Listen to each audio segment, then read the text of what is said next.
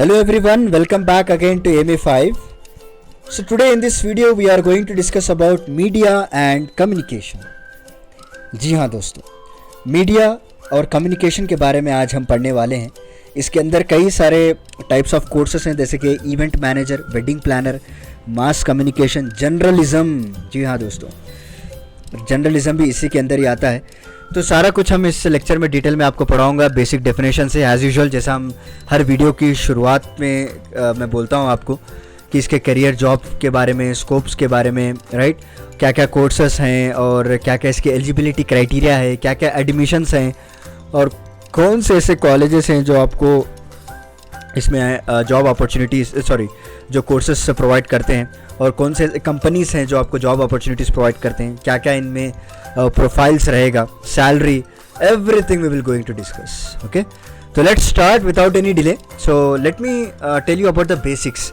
अगर media communication का मतलब क्या है दोस्तों, देखिए बेसिकली अगर आप लेमैन लैंग्वेज में अगर आप मुझे पूछेंगे, so this are the methods और a ways that is used for transmitting the message from sender to receiver. याद रख लीजिए, अगर आप अपनी कोई न्यूज़ को किसी और के पास पहुंचाना चाहते हैं, ट्रांसमिट करना चाहते हैं, you are a sender and the opposite party is a receiver, right. और media communication mainly relate to the use of language in communication दोस्तों, चाहे वो वर्बल मीडिया हो या फिर नॉन वर्बल मीडिया हो. सो दिस इज एक basic सा एक लेमैन लैंग्वेज का जो मीडिया कम्युनिकेशन का डेफिनेशन है, राइट. इसमें कई तरह के आपको कोर्सेस मिलेंगे. मीडिया एंड मास कम्युनिकेशन हो गया, वेडिंग प्लानर हो गया, राइट, और जर्नलिज्म हो गया. तो एक को हम आज बेसिक बना के मैं आपको एग्जांपल देके समझाऊंगा ताकि आपको समझ में आ जाए, राइट. तो मास कम्युनिकेशन के बारे में हम देखते हैं. चलिए देखिए, mass communication is nothing but it's study of how information related two entities and individual.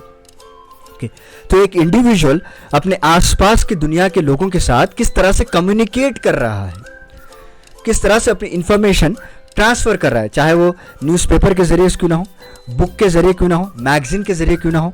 कई तरह के लोग जो है ब्लॉग्स अपने खोल देते हैं, ओके, वहाँ पे अपने थॉट्स को लिखा जाता है. फिल्म, टेलीविज़न, सो ये सारा कुछ जो है मास कम्युनिकेशन के नीचे आता है दोस्तों. क्योंकि लास्ट डिकेड की अगर आप बात करें, 2010 से लेकर 2022 तक, last decade that is last 12 years तक, तो ये जो मास कम्युनिकेशन का जो स्कोप है बहुत ही बढ़ चुका है दोस्तों, right. So it will creating a major platform to make information available to everyone, okay, by using the latest technology platforms. Okay? और जर्नलिज्म की बात करें तो वो भी इसी का पार्ट है. Printed articles, television, news papers जो आते हैं, न्यूज़ चैनल्स में हम जो न्यूज़ देखते हैं, राइट, कई तरह के सच हमारे सामने लाए रखते हैं, बट वो अलग बात है. कई तरह के झूठ भी होते हैं, but we are not going to, उसमें हम नहीं जाना चाहते, ठीक है. So journalism is an integral part of mass communication. तो मेन चीज इसका स्कोप क्या है सर? आपने तो अच्छे से डेफिनेशन बता दिया, एग्जाम्पल बता दिया, सब बता दिया. स्कोप क्या है? जब तक हम इसको करेंगे तो हमारा फ्यूचर किस तरह से रहेगा. देखिए, after completing your degree, basically तो इसको 10+2 के बाद डिप्लोमा है और डिग्री तो आपको करना पड़ेगा अगर आप आगे जाना चाहते हैं. तो आपको कई तरह के सेक्टर्स में जॉब मिलेंगे. Reporting, writing, editing, broadcasting, okay, broadcasting news जिसे कहते हैं, और कई तरह के ऐसे वर्क प्रोफाइल से जहाँ पे आपको जॉब मिलने के अपॉर्चुनिटीज़ हैं दोस्तों.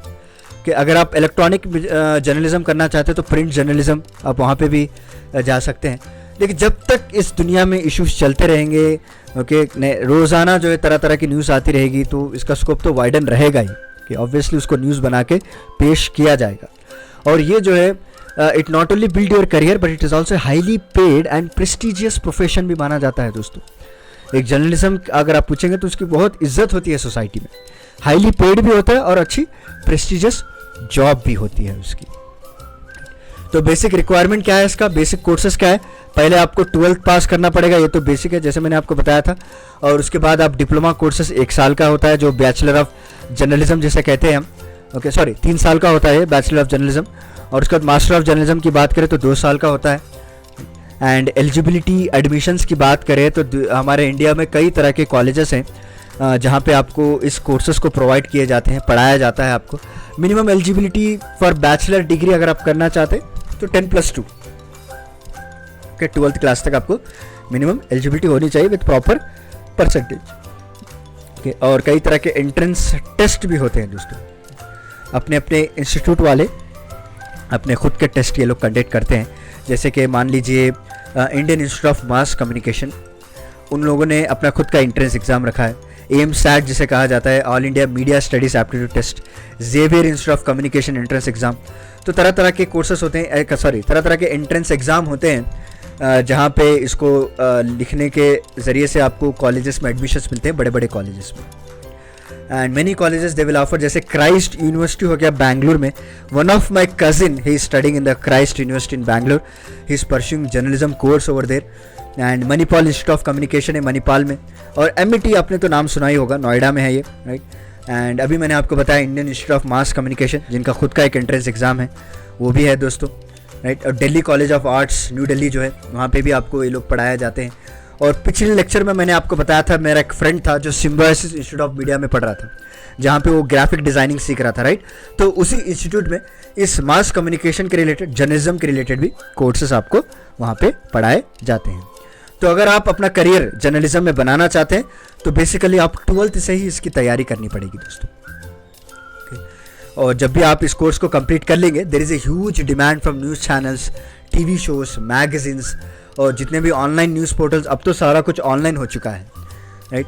तो आप इनके पास फ्रीलांसर की तरह भी काम कर सकते हैं दोस्तों, राइट। एंड ओवरऑल एक्सपीरियंस अगर आपके पास अच्छा रहा, अगर आपकी इंग्लिश लैंग्वेज पे अच्छी कमांड रही, then you will also get an opportunities from foreign media industries also दोस्तों, जैसे कि BBC, CNN, IBN, Viacom, NDTV, ये सब जितने भी TV टुडे, जी नेटवर्क, ये सारे ऐसे टॉप कंपनीज हैं जो रिक्रूट करते हैं इन लोगों को। और आप यहाँ पे TV एंकर की तरह काम कर सकते हैं, सीनियर जर्नलिस्ट हो गया, जूनियर जर्नलिस्ट हो गया, स्क्रीन राइटर हो गया, राइट। न्यूज़ एडिट आप करना चाहते हैं, न्यूज़ एडिटर की तरह भी आप इस यहाँ पे काम कर सकते हैं। तो इनिशियली अगर आप एक न्यूज़ रिपोर्टर या करेस्पॉन्डेंट की तरह अपना करियर शुरू करना चाहते हैं, तो आपकी जो सैलरी रहेगी, जो मेजर पार्ट है, तो वो 21 to 25,000 रहेगा दोस्तों। अगर आपको एक्सपीरियंस आ जाएगा तो अच्छे, अगर कोई टॉप रिक्रूटर ने आपको रिक्रूट कर लिया है तो वहाँ पे आपकी salary minimum 50,000 rupees per month रहेगी। तो this is about in overview of mass communication, जिसे हम मीडिया एंड कम्युनिकेशन भी कहते हैं दोस्तों। सो उम्मीद है आपको एक पिक्चर समझ में आया होगा कि मुझे क्या करना क्या है, 12th के बाद मैं किस दिशा में जाना चाहिए। 12th के बाद चाहे मैं डिप्लोमा में जाऊं या फिर बैचलर डिग्री करूं इन जर्नलिज्म, ताकि मैं इस करियर में अपना फ्यूचर बना सकूं। तो चलिए मिलता हूं मैं आपको अगले लेक्चर के साथ, कुछ इंटरेस्टिंग टॉपिक के साथ।